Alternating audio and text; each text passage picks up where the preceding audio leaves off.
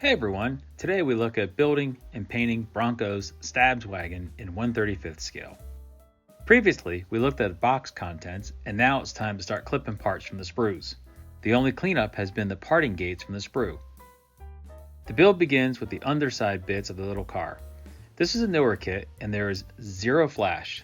Gas tank, rear differential, exhaust, and axles all fit like a glove. The only oddity, and I have found this with other Japanese model manufacturers, is that they want you to heat up a piece of metal or a pin and use that to melt the ends of the holding parts to allow movement of parts like axles and wheels.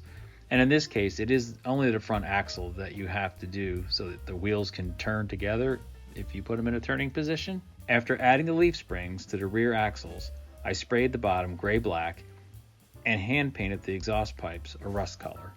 The interior parts again were a dream to clean up and assemble, starting with the front seats and moving on to the back bench seat. The dash and steering wheel were also built at this time and added to the whole model kit. I did choose to paint up as much of the interior now rather than wait till after the final assembly and the completed build. I also decided to paint the exterior parts at the same time, or at least to get them primed. My mistake. I should have jumped ahead in the instructions and added more of the exterior parts before painting the outside. Life is always about learning from one's mistakes, and this certainly was one of those times. Tires.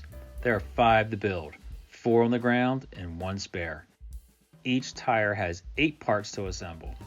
I think the intent was to have the wheels actually roll, but I cemented all the parts as I knew the final build was going to be part of a static diorama setting. After priming and a top coat of a 80-20 mix of a Panzer Gray and a light gray, I came back in with a 95-5 mix of German camo brown and black to make the weathered rubber tire color. Once they're dried, I added them to the underbody of the car. With the interior parts now added to the top of the rolling chassis, everything is ready to go. Most of the photo etch parts are attached flat, but the license plate holders in particular have some weird little bends.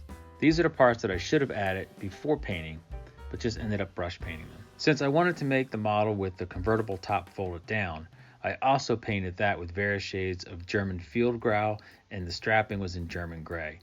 It was added to the exterior shell before mating the two halves together.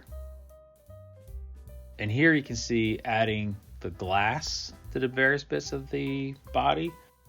I used white Elmer's glue or PVA glue to add the clear parts to try and keep them from fogging. I wasn't entirely successful as my fat fingers got glue on them and I got them in different places, but once I weather things up, having a little bit of a haze won't be a big thing. Some notable issues. I did lose the hood ornament.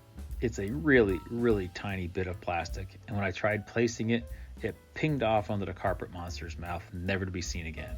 I still need to add the photo etched wiper blades.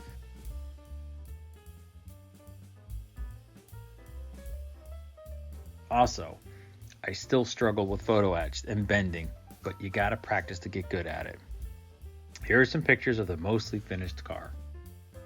I haven't glued the doors on because I need to figure out their final positions once I get the diorama base figured out.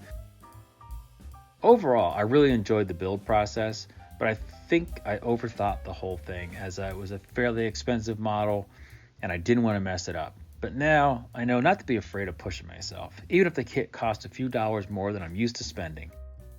Look for the next video in this series where we take a look at building the base and painting the figures. And until then, happy hobbying.